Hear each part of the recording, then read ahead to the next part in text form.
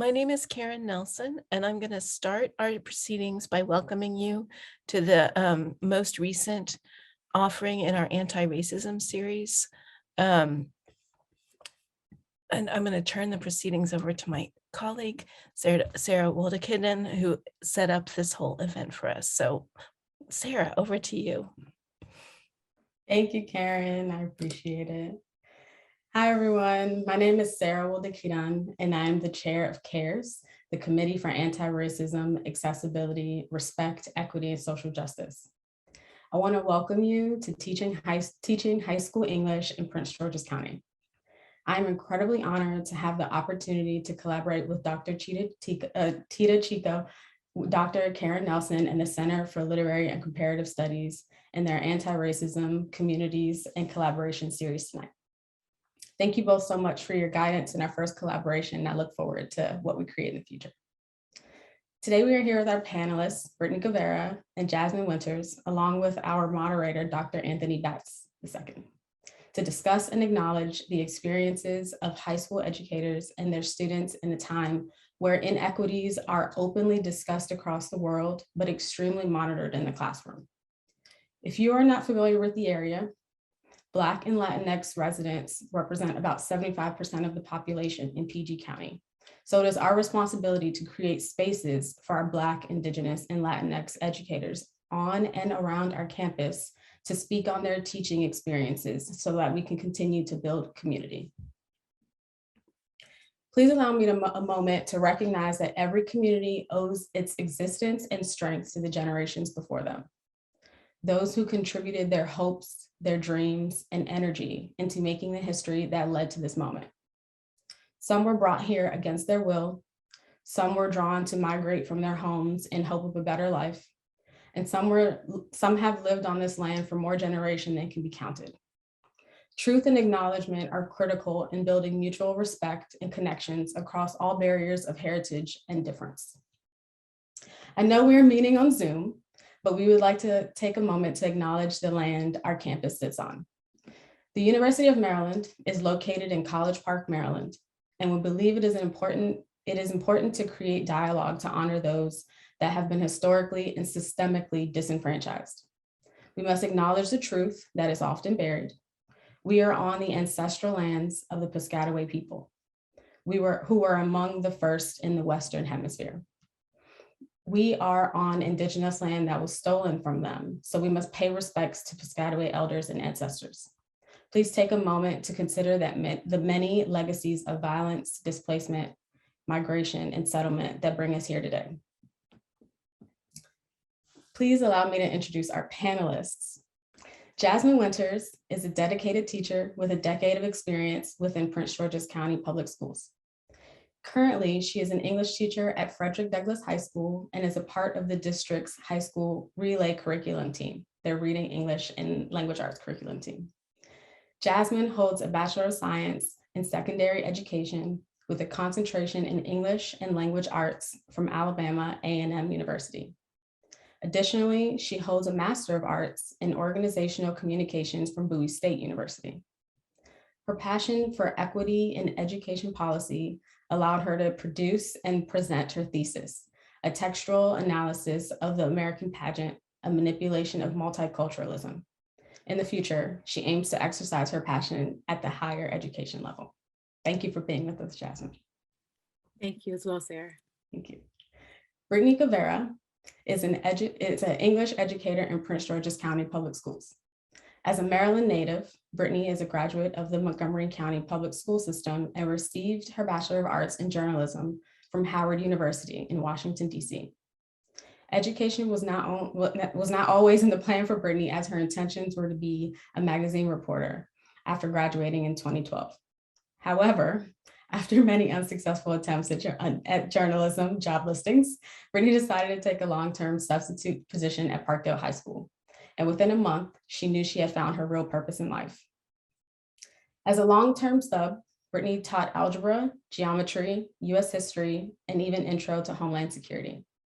Although the subjects were wide-ranging, she knew her passion in teaching was simple: to guide today's Black and Brown youth on the path of their highest potential and help them understand the value and worth in themselves.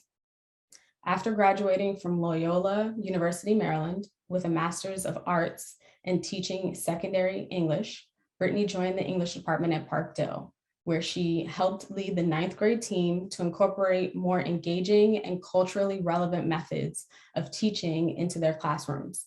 And she also revamped the school's student-run newspaper after a decade-long hiatus. Brittni currently teaches honors and pre-IB, International Baccalaureate, 9th grade English, and is the newspaper advisor for the Paw Print. Thank you for being with us, Brittni. Thank you so much for having me. Thank you. The moderator for our event is Dr. Anthony Batts II. He is a lifelong learner and educator from Prince George's County, Maryland. Anthony is a proud graduate of Suitland High School, where he later pursued a degree of English language and literature at the University of Maryland, College Park. Soon after, Dr. Batts began his career in education as a teacher in Prince George's County. During his time as an educator, Dr. Batts understood the importance of student discovery and social connection of literacy amongst the youth, which transformed into his primary research topic, where he graduated with a doctorate of education and leadership and management from Drexel University in 2020. Currently, Dr. Batts serves as founder and CEO of the Batts Educational Network, where he works to promote academic strategies surrounding literacy development for students within the African American community. As CEO, Dr. Batts has published Deuce, A Second Chance at Life, and a book of selected short stories by Dr. Anthony Batts II. Dr. Batts continues his passion for teaching as he serves as a professor of academic writing at the University of Maryland, College Park. Thank you to our panelists and our moderators and all of our attendees for being here tonight.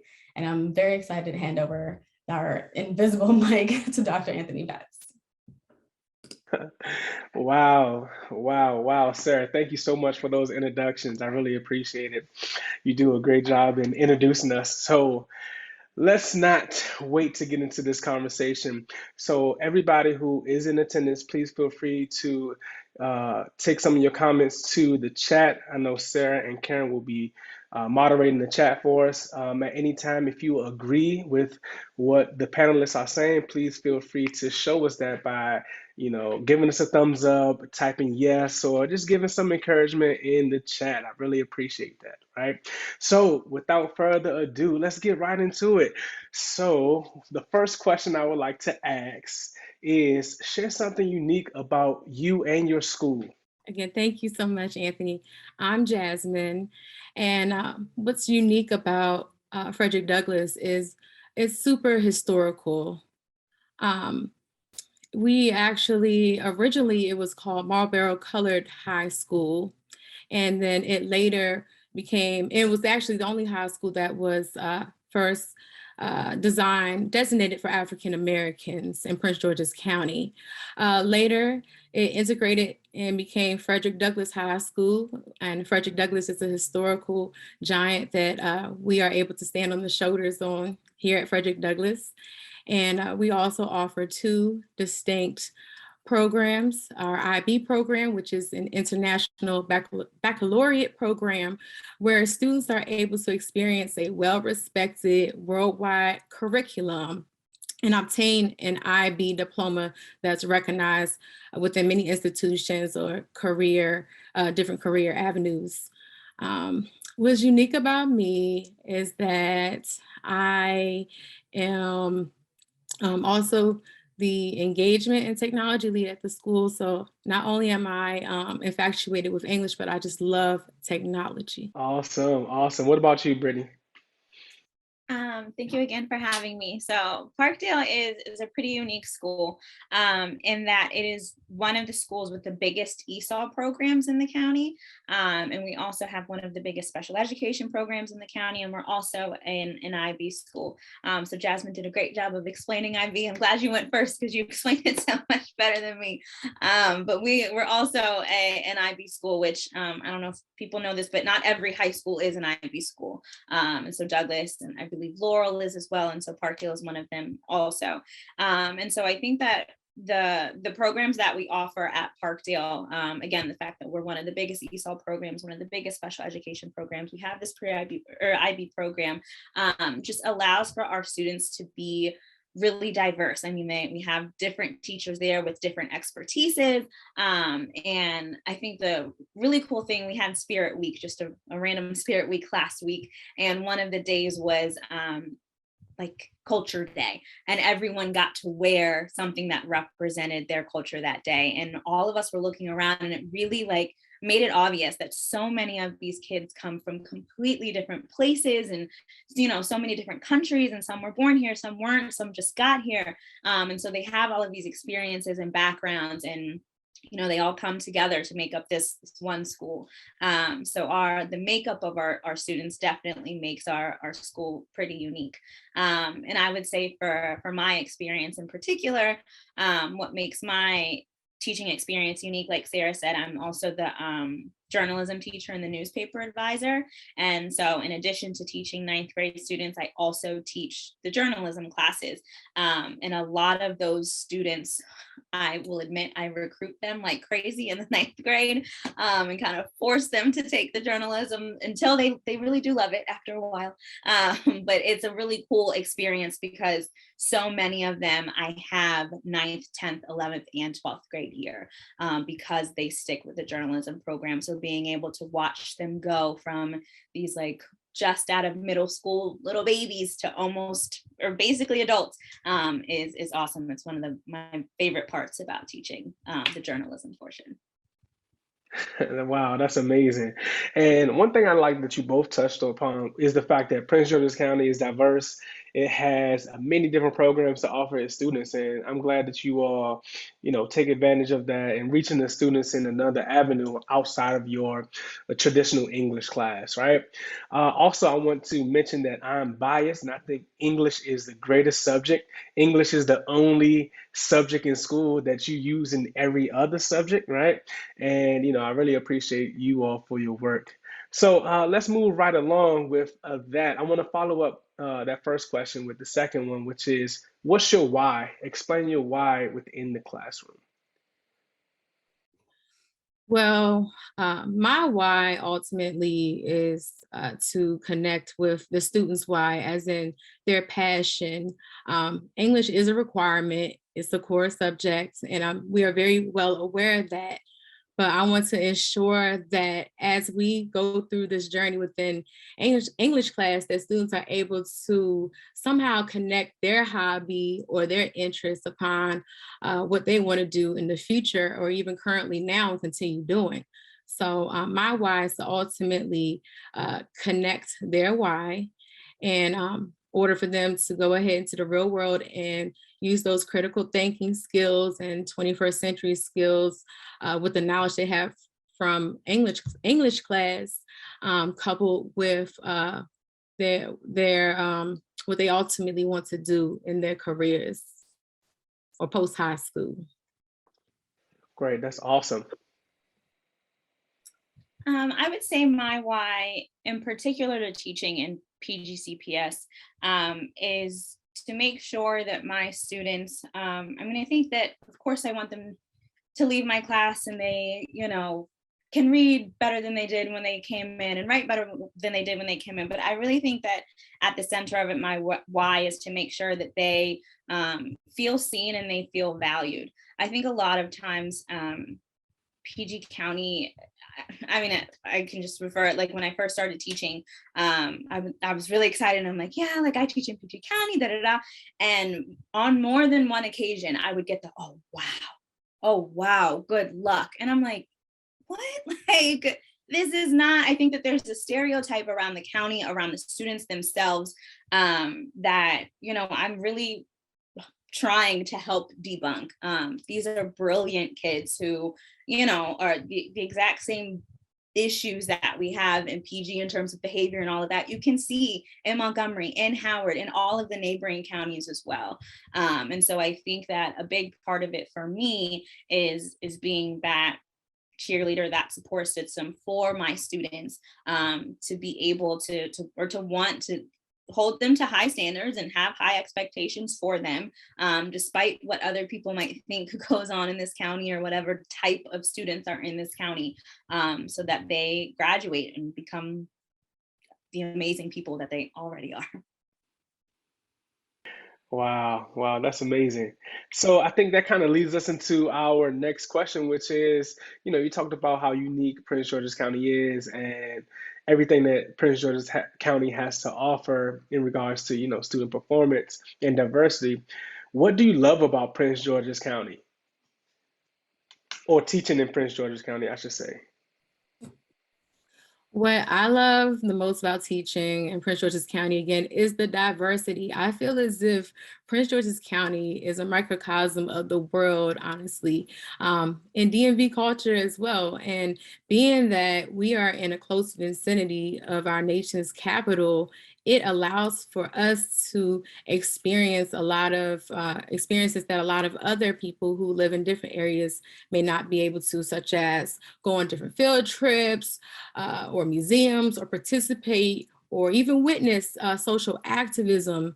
And it's just a beautiful thing. And especially when we're able to take our field hand experiences and bring them back to the classroom for a conversation and connect it with the curriculum. So that's what I really enjoy about, love about Prince George's County. And to piggyback off what Jasmine said, I think that it really helps that our county, teaching in PG County, we don't really have to tiptoe around the issues. I think that, we talk a lot about how the county is diverse, and I think that the words diversity and inclusion are such buzzwords nowadays. But I think we practice what we preach.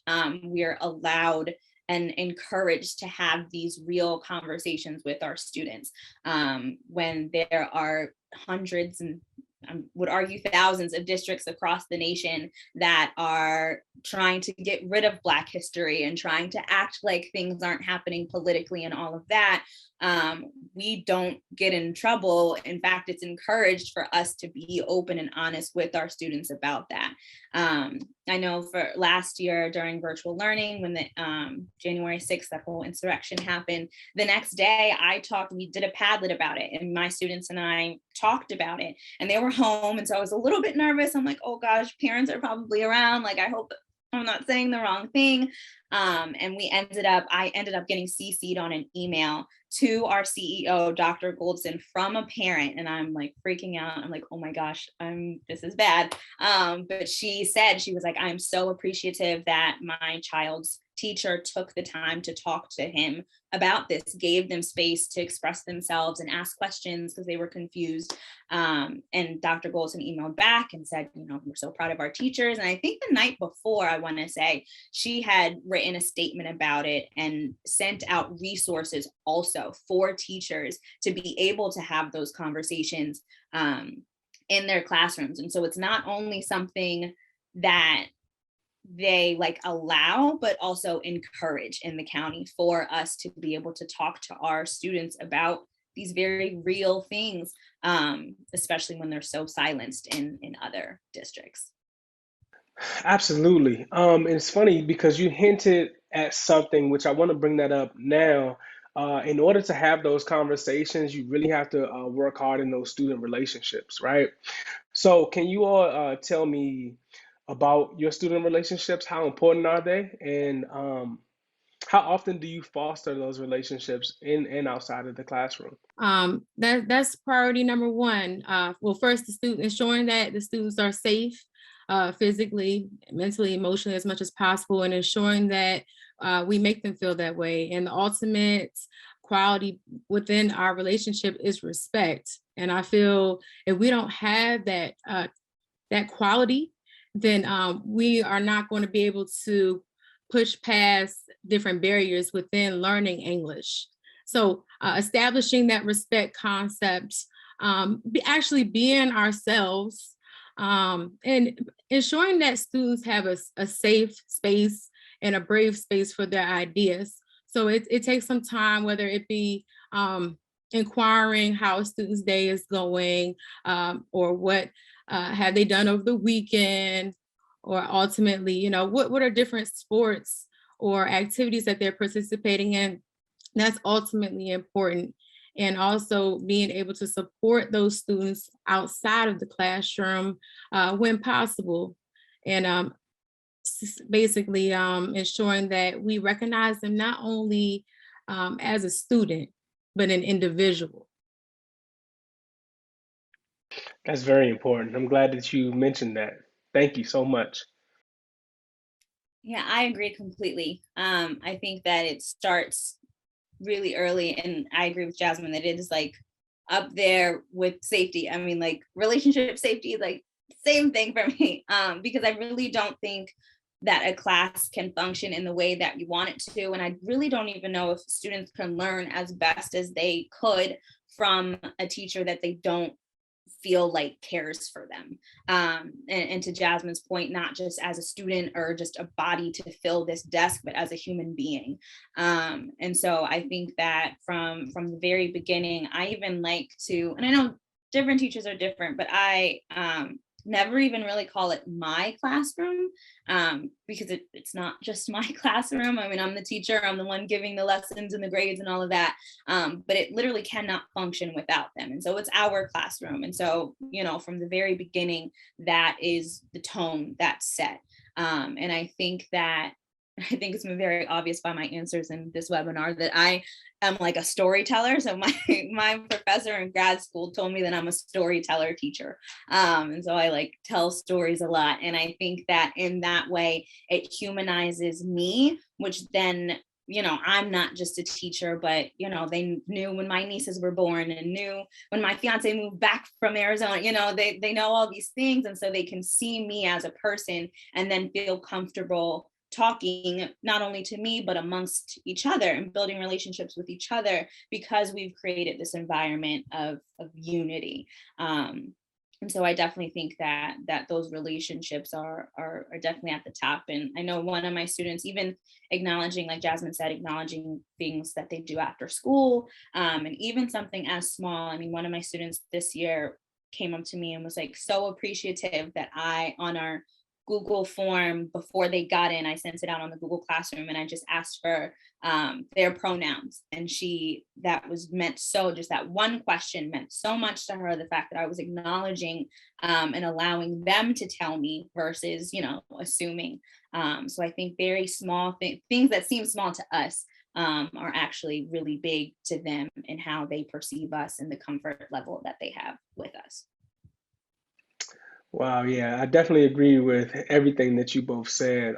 During my time as a K through 12 educator, one thing that I try to do with building those relationships is being vulnerable, right? Letting the students know that, look, you should trust me and I trust you as well. And I think that is a contributing factor in building and fostering that relationship on a daily basis. I'm really glad you all shared your experiences on that. So, moving right along, I know I don't want to make it sound like an interview. I think that these questions are really helpful, and you all are building a great picture of Prince George's County. Let's think about the academic side. Let's transition to the academic side. Can you all share, I guess, what we call an aha moment, or a moment where you kind of struggled through some difficulties and students overcame? Recently we had a discussion involving race, and a student was asking questions pertaining to a topic where he was asking questions, trying to get beyond, making cultural awareness beyond Black, white racism. And before the discussion started, granted he was moderating the conversation, I put the disclaimer out, please assure that we're culturally sensitive.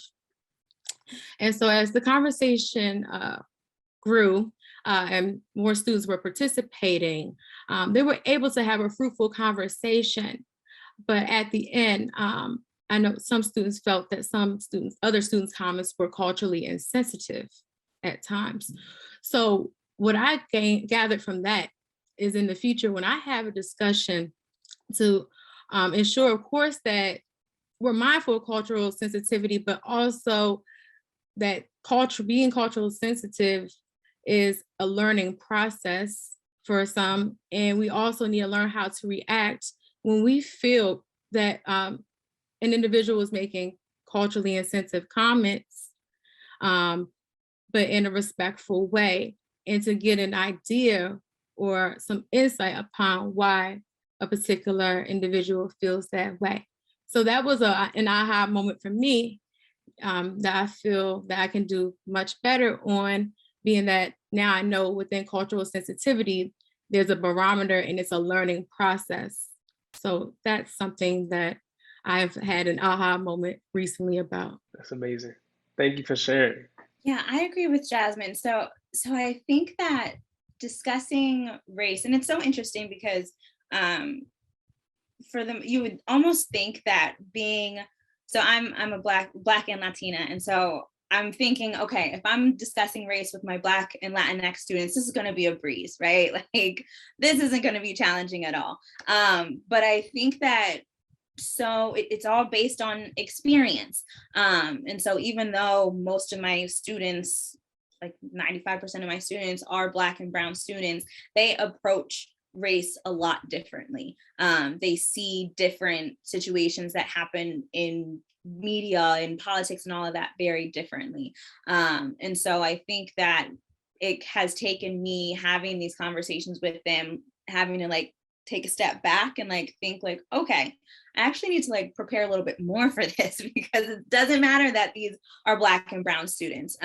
You know, we're not all going to be on the same accord about this. And earlier in the year, I can't even remember what we were talking about, but someone, and he was a Black student, had made a joke and said something like, just a little bit of slaves are okay. And everyone or not everyone, but students laughed. And I think I was so taken aback by it. And I was like, that wasn't appropriate, you know, and almost said that and kind of brushed it away, but then was really upset with myself later that I hadn't done more.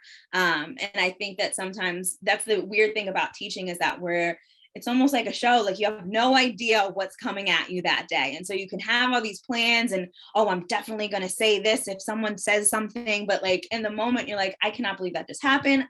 You know, I was not expecting that at all. And so I had to go home, and I was very upset. I had to go home, like regroup, try to figure out like what to say the next day, you know, not to attack him or anything, because and that's the thing, I think that he probably didn't think as a Black student that was going to be offensive for him to say, you know, because he's a Black student. But you know, we had to have that conversation about the fact that like jokes coming from anyone in terms of these really sensitive topics are offensive regardless. Because again, just like I have no idea of your experiences, you have no idea of your classmates' experiences, you know, and how they approach different topics. And so I think that was one of those moments for me, was like, okay, like, doesn't matter that my audience looks like me. They could be approaching and receiving and experiencing things that have to do with race and racial issues very differently. So I've had to, you know, regroup and figure out the best way to navigate those topics. Okay, great. Yeah, I definitely think that flexibility is a unspoken trait that every teacher should have in their toolkit. Understanding that things can switch in the moment, and you really don't know how you're going to react, but you know, the kid's safety and, you know, understanding and fostering those relationships are the top priority. I do thank you all for sharing. Can you all share a positive experience in your classroom? A positive aha moment, like something that you didn't expect to happen, but, you know, caught you off guard, has been, you know, really good. I would say my one positive aha that sticks out to me was my first year long-term substitute teaching. So I was in math, algebra, and geometry that year. So it's not really related to English, but I was just out of college. So I was 22. My kids were seniors, so they were 18. I mean, they were like basically my peers. And one of my students just could not understand slope, how to like calculate a slope. And in algebra, that's like what you need to move on to everything else. And so I was like taking questions and explaining it, doing the rise over run and all of that. And after class, she was like, you know, Miss G, I really appreciate how patient you were with us, that you allowed us to ask questions and made sure that we understood before moving on. And I get it now. And this was at a time where I didn't really know if I wanted to teach long-term, really. But when, you know, she told me that, I was like, oh, all this takes is patience, and that's how they get it. This is great. So that was definitely a really great moment, and one that I remember 10 years later, because it was a really like the first lesson for me, in that you can be knowledgeable like crazy of a content. You know, that whole phrase, those who can, whatever it is, but those who can't teach whatever is so wrong, because it's not just about having the knowledge of the content, but being able to teach students, being patient enough, and being you know, wanting them to succeed. And so that was something that I didn't even think I was doing really, but she had assured me that it was helping and everything. So that was definitely, I mean, at that point I was like, all right, patience is the key. So I'll run with this for my remaining year. So that was definitely a positive, really feel good aha moment for me. I agree with Brittni. When you actually see students flourish and they give you that confirmation that, hey, I'm learning. And to piggyback off of that, I really enjoy as an aha moment for myself, or aha moments, I should say, when students come back to me and say, hey, we learned about Nikki Giovanni, and I was reading this other book, and here's another poem by Nikki Giovanni. And I felt confident because I was like, hey, I know her, that's my girl, you know, like, or actually taking an opportunity within creative writing. Maybe there's a creative writing assignment, and now all of a sudden they come back, hey, Ms. Winters, I'm interested in actually producing a book. Can you help me write a book or begin writing a book for publication? And so that just really illuminates my heart. And to go off what Jasmine said too, that reminded me, it's really cool when they get passionate about something, because, you know, sometimes you're like, oh, I don't want to like bore them today. You know, I hope they're listening. I remember a couple years ago, one of my students, so Remind allows you to like send messages to and from the students. And it was like 2:00 in the morning. And she sent me a message on Remind, and she was like, I'm so sorry, Miss G. I just have to tell you, I'm watching this true crime documentary, and it is reminding me so much of To Kill a Mockingbird, and like had to tell me in that moment that this novel that we were reading that I thought was so, I mean, I love To Kill a Mockingbird, but I thought they were going to think it was so boring. She was like making those connections to this true crime documentary that she was reading or watching. So things like that are really cool when you see them making connections to, you know, things that they might have thought were irrelevant before. And now the moment she's watching the show, she's thinking about a novel that she learned in class. So that's really awesome too. Wow, okay. I get it. I like it when our students kind of make that connection between movies and books and things of that sort, and you know, drawing that connection. So I want to ask a quick question, which I received in the chat, and it's more so pertaining to the University of Maryland. So, being as though that the University of Maryland is right down the road, what are your students' impressions of UMD? And do they see the University of Maryland as an institution of their future, something that they can attend? What do you all think?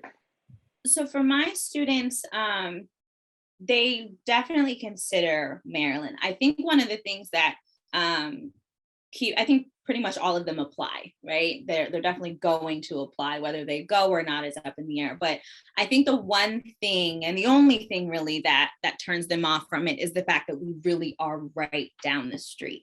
And so it's not like when they go to Morgan, it's out in Baltimore, or, you know, even Bowie is out in Bowie, but it is Good Luck Road. Paint Branton is like the straight shot. It's a dead end. I mean, when you drive down Good Luck Road, you are ending up at Maryland. So I think for my kids in particular, because we're so close, that's their biggest drawback, that they're not really like, because a lot of them then won't feel compelled to live on campus. They're not going to pay money to live on campus when they're right down the road. So then they're not getting the real experience and all of that. So but I do know that like academically, I mean, they apply, again, they know it's a great school, but I think the distance, the very short distance is what kind of keeps them away if they don't go. From what I've heard or have witnessed from other students, primarily our PTech students, which is our Pathways Through Technology Early College High School program. And these students are dually enrolled at Douglass and Prince George's Community College. When they start applying their junior and senior year to different universities, I'm noticing that they are considering the University of Maryland. However, they're also looking at all of these other factors, like even like to the food. Do they have this particular team? Is there a debate team, something similar to that? What about the band? So it's just kind of all around. And I just feel that students just go typically where they like are personalized to go, that school that reflects them. And sometimes that school is the University of Maryland, and sometimes it's outside of Maryland. Yeah, that's a really unique perspective because I actually made that transition from Stoughton High School to the University of Maryland, and I didn't have a lot of my peers who were from Prince George's County. I think that was something that kind of hindered me because building those relationships with students who went through the same experiences as me kind of made me fall into a shell, no pun intended, for the University of Maryland. But I didn't get out of that shell until I started to, make those relationships. And it kind of leads me to think what could be, I guess, a bridge to a pipeline from Prince George's County from Prince George's County schools to the University of Maryland. What do you all think? Do you have any insight on that? So I know we have, and I'm assuming they go around to the county, the Upward Bound program. I'm like 98% sure is with the University of Maryland. They actually came to talk to my students the other day, and they try to recruit them relatively early, like in the 9th grade. And they say, they were like, if you join this program, you have no commitment to Maryland. It's not like you have to go to Maryland, but they provide them with resources on like college and career and applying for college and financial aid and all of that. And so I think that actually helps because although they're not required to go to Maryland, they're building relationships with people from a program from Maryland in their 9th grade, so that they're able to be immersed more in all that Maryland has to offer pretty early on. So I know programs like that do help. And so I think that more connections like that would definitely be beneficial to the students. I agree with Brittni. In addition to prior to our COVID-19 world, those field trips, venturing to the colleges, I know our PTech students really enjoyed those field trips, being able to just be on campus and fellowship with the students, get to know the professors and the buildings, things of that nature. They really enjoyed that, and that builds a connection within their interests. Additionally, currently during our pandemic era, it seems as if students still develop an interest virtually, but maybe having more of a one-on-one conversation with an actual personnel of the university would make it more appealing. Wow, yeah, that makes a lot of sense. And I do want to acknowledge what Sarah stated in the chat, which was the fact that the connection between Prince George's County and the University of Maryland has improved. I can see that as a lecturer in the English department. I also have a question from Scott Trudell in the chat. He asked about early literature. So the question is the fact, I was wondering if you have any thoughts or insights about how to connect students when it comes to early literature. So for example, Shakespeare. I'm wondering how you approach students who feel alienated by, uninterested in, or resistant to being required to study Shakespeare. I think that's a great question. That is a What do you wonderful all think? question. Mhm. Personally, We like to do different activities in class before actually reading the text, kind of like an anticipatory activity, maybe like taking different passages from different Shakespeare texts and having students actually rearrange those passages into their own story, or even if it's a sonnet or Shakespearean insults, of course, using our discernment, introducing them to that. So just trying to grasp their attention in that sense, like with these anticipatory activities, is something that I can attest to. I think for me, we look up in the 9th grade because we have Romeo and Juliet, and it's about teenage love. So all I tell, I'm like, guys, this is you. Like, let's scale it back. What you're intimidated about is the language. So let's like pause on the language real quick.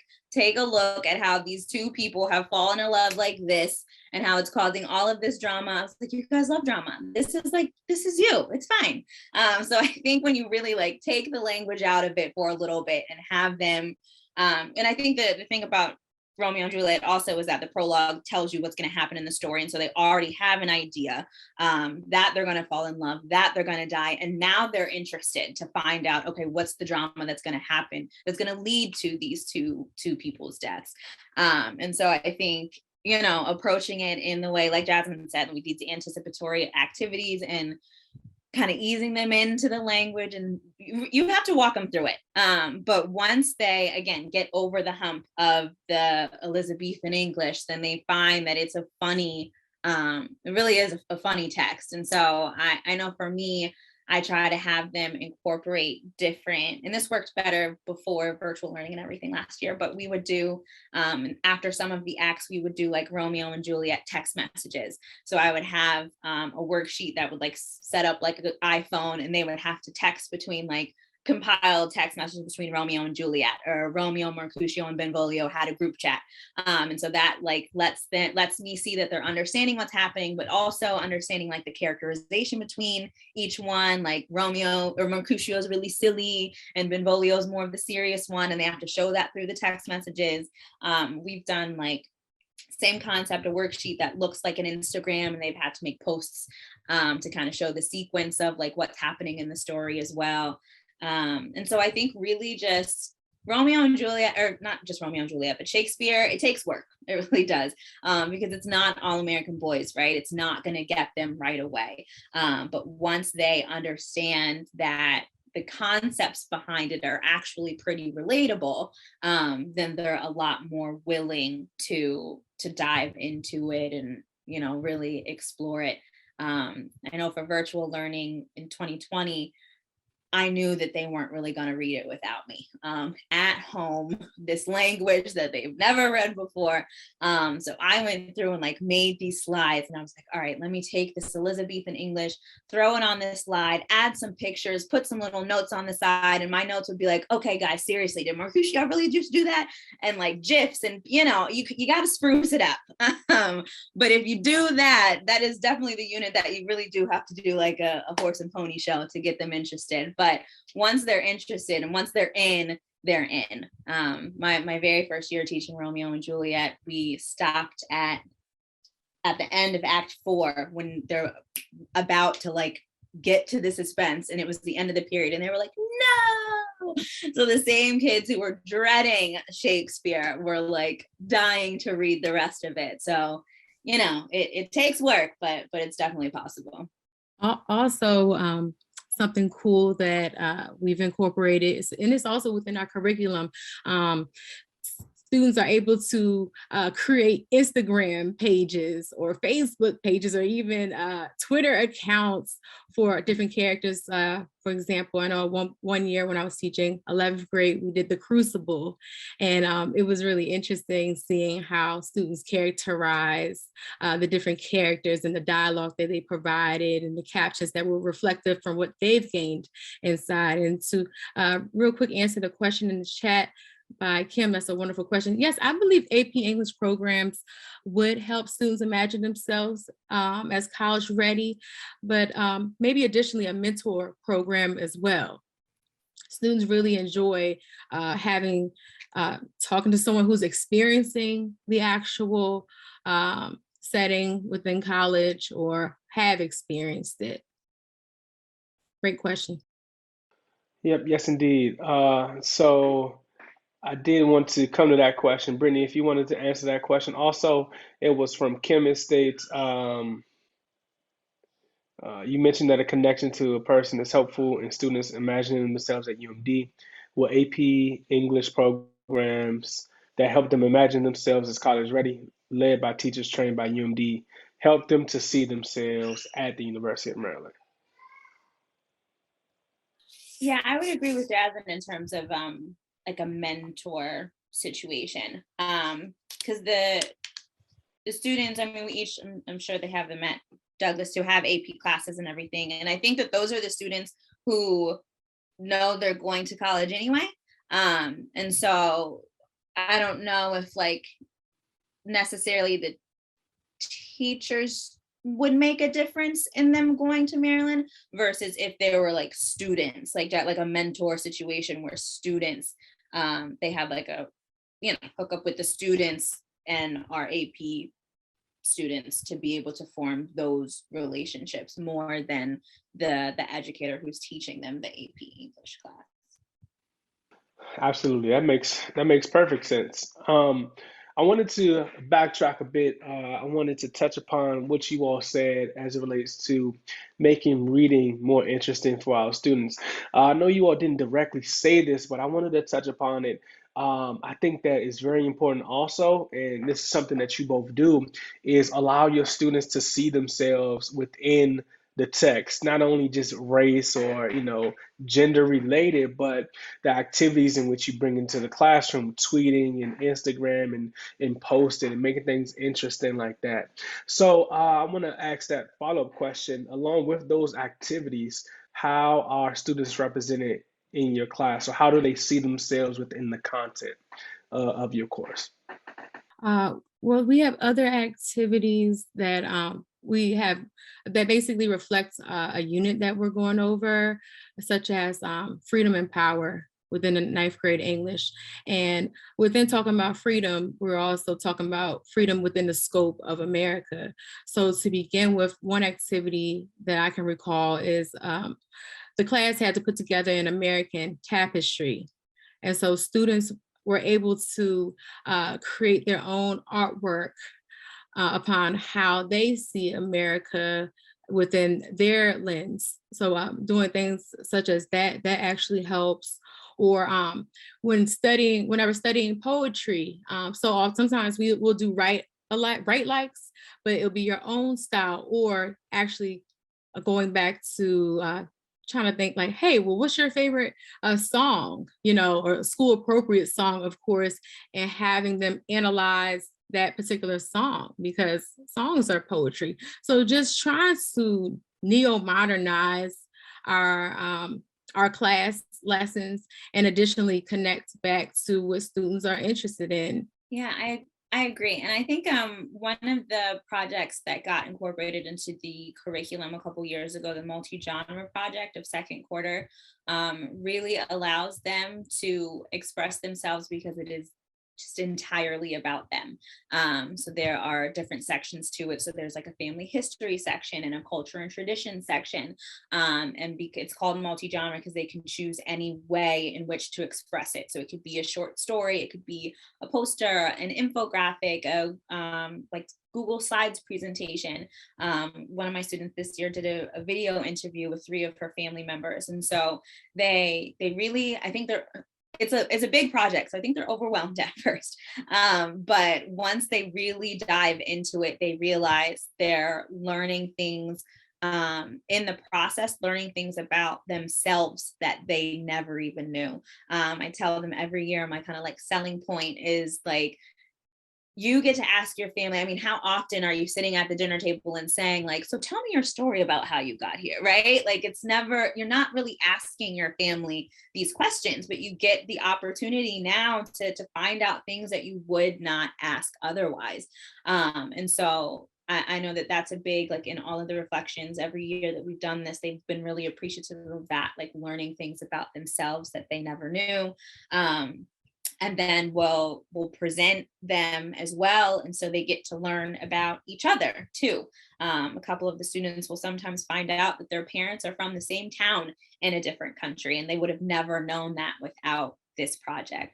And so I think that projects like that are really awesome. And even the books that we read, I know All American Boys has been a really big hit with my students this year. And it's been great to see, because I've only ever really taught it. This year, I actually have quite a few white students, and we enjoy that text because it's told through the lens of a Black boy and a white boy, and the issue of police brutality, and it really shows how it affects everyone, right? It's not just the fact that Rashad is affected by this, but Quinn, the white boy who witnesses it, is also affected by it. And so I would almost argue for the first time this year, all of my students are represented in that book, which is really awesome, which fosters really great conversation and different perspectives on the real life issue of police brutality. Wow, that's great. We're coming down to the end of our presentation, but I do have one more question I really want to ask, and I think that this is very important, especially as it relates to just education in general. What would be a bit of advice that you would give a first or second year teacher who's joining Prince George's County for the first time? What would be some encouraging advice that you would give that educator? I would probably say my biggest motivation, and that's what I would definitely advise someone, is just the students. They are the primary reason why I wanted to teach, why I'm still teaching. And so I think that once you cancel, which is very hard sometimes, right, to cancel the noise of the policies and the procedures and the requirements and all of that other stuff, and really focus on the reason that we're in the classroom, and that is them. I think that that's the one thing that really keeps teachers going, is realizing and centering the impact that we have on students, and our desire to make sure we're setting them up for success. So I would definitely say, like, trying to cancel out all the other noise and focus primarily on the students and what you get from that. I feel as if teachers who are entering the profession should ultimately be yourself, be consistent, and be reflective. When you're at work, this is your second home. You want to be able to be yourself, of course, in a professional sense, but students can sense authenticity and what's not authentic. So ultimately be yourself, be consistent within the actual enforcement of your protocols or classroom management, and within how you issue work. Students need structure, even if they admit it or not. Eventually later on, they'll thank you, even if they were hesitant. So absolutely, and be reflective, because every moment is not going to be perfect, but I can guarantee you that every moment will be reflective, whether it's in a sense of a lesson that went exceedingly well, and you just sit back and think, hey, I could do it in a different way and make it more student oriented, or in a sense of being reflective within, if you had one of those lows that we were talking about earlier, how can I ensure that, I can go back and regroup, as Brittni has mentioned, to make this lesson better. So those are my words of wisdom. Awesome. My timer just expired. So I do want to thank you all for sharing your comments with everyone who had the opportunity to join our program. I do want to leave you all with a quote. One quote that I learned at the University of Maryland is, "Rest if you must, but don't quit."